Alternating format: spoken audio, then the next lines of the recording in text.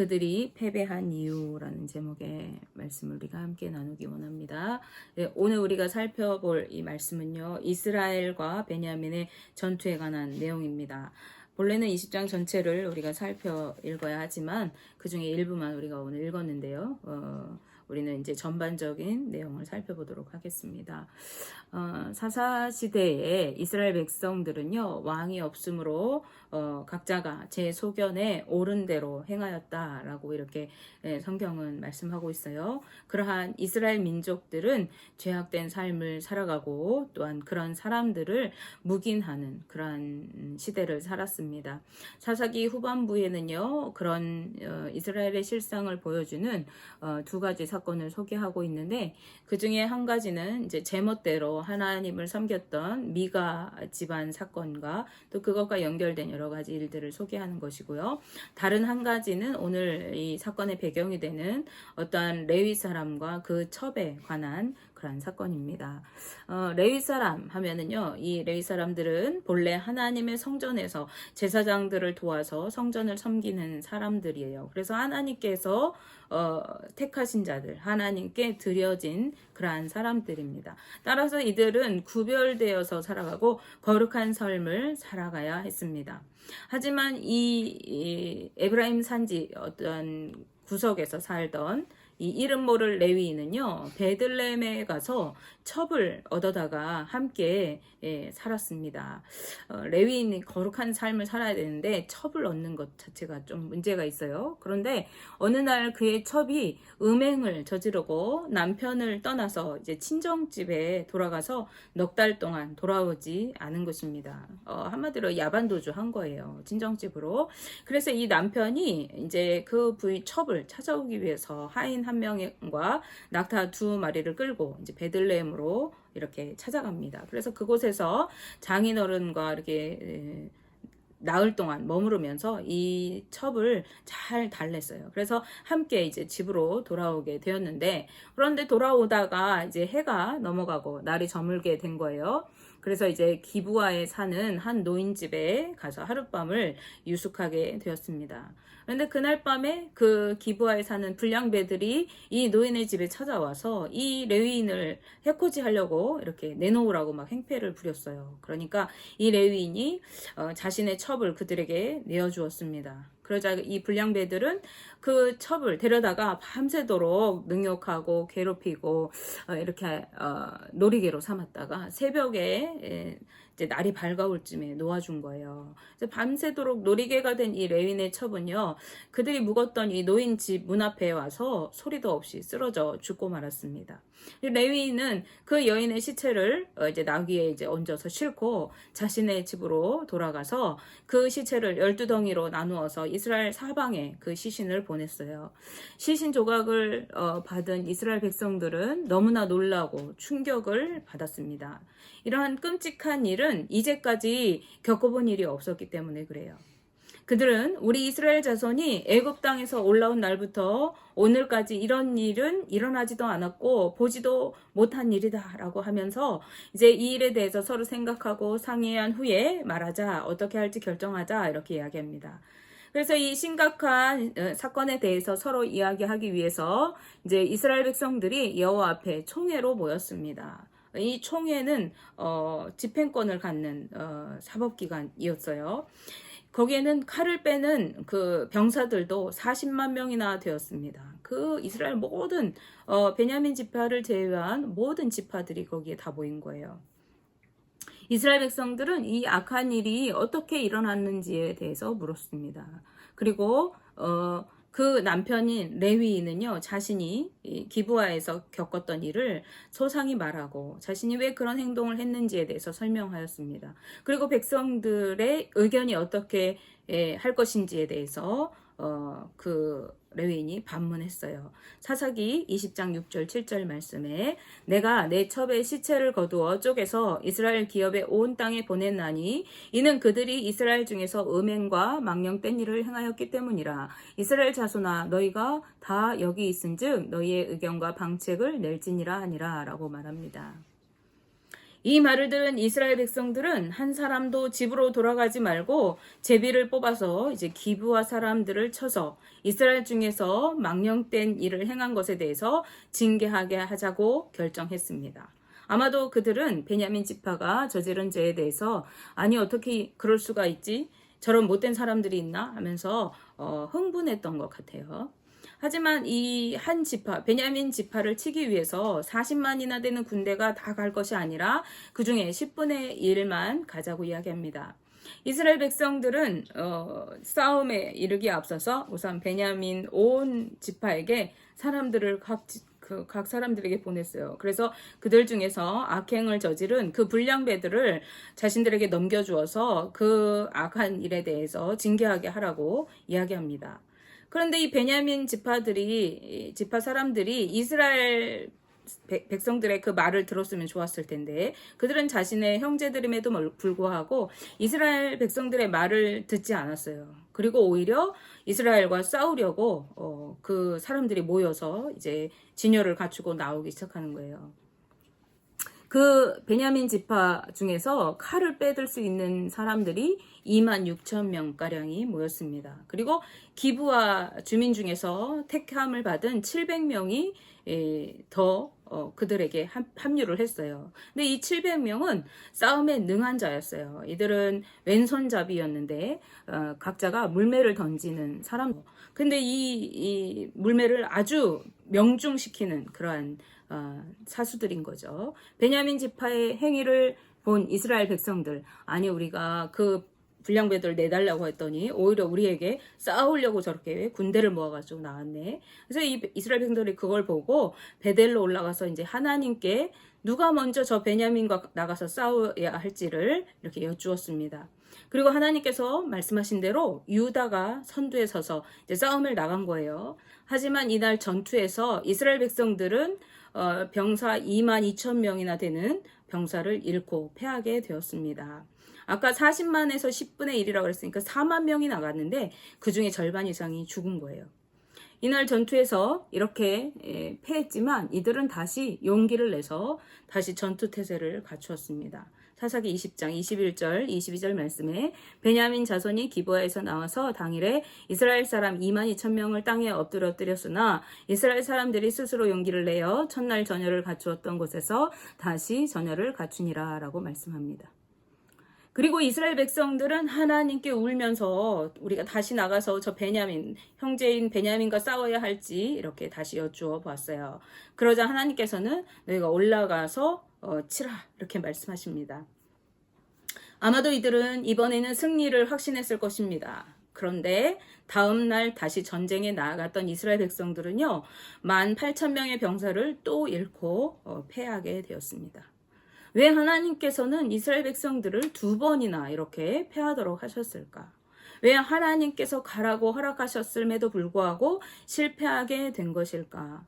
지금까지 이스라엘 백성들이 순종하여서 실패한 경험을 성경에서 찾기 어려운데도 불구하고 오늘 이 본문 말씀에서는 이상하게도 하나님 말씀대로 행한 것 같은데 실패한 것입니다. 그것도 2번이나요. 그 원인이 무엇일까요? 첫째는요, 이들은 하나님께 맡기지 못했기 때문에 실패한 것입니다. 베냐민의 죄악된 모습에 대해서 이들이 들었을 때 이스라엘 백성들은 그것에 대해서 하나님께 맡기고 기도하지 않았어요. 오히려 자신들이 죄에 대해서 어떻게 할 것인지를 의논하고 그들이 행한 일에 대해서 징계하기로 스스로 결정했던 것이죠.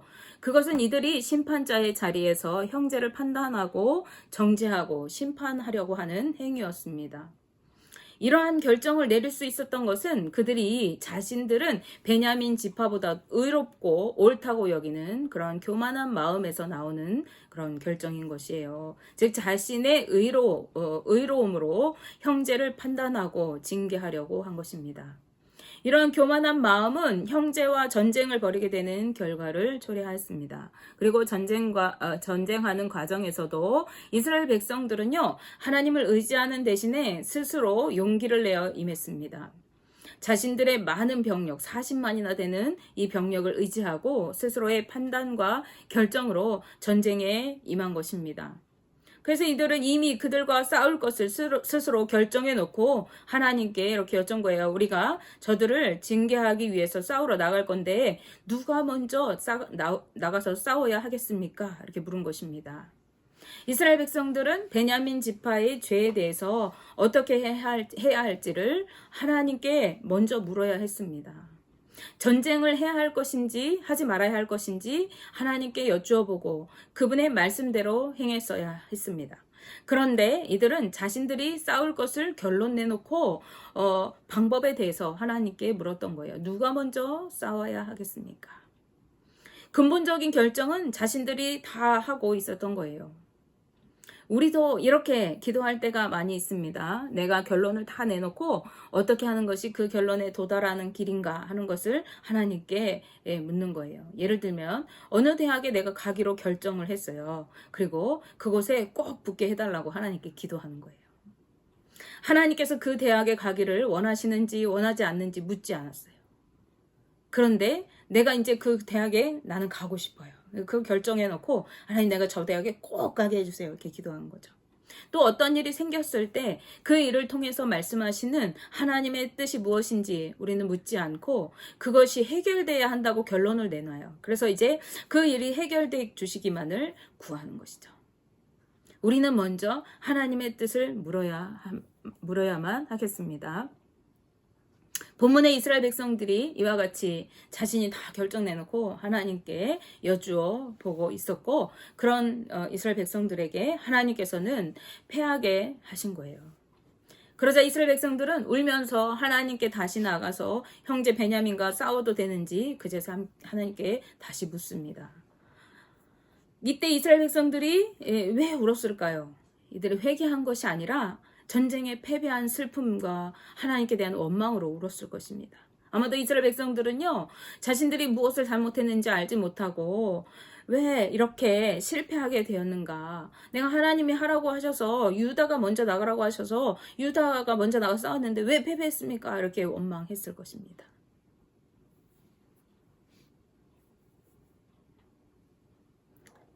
베냐민과 나가서 싸웠는데 싸우는 게 맞는 건지 그거를 하나님께 묻지 않고 하나님께서 시킨 대로 유다가 나갔는데 왜 실패했습니까? 이렇게 원망하고 하나님께 이제는 내가 다시 나가서 싸워도 됩니까? 이렇게 여쭙고 있는 거죠.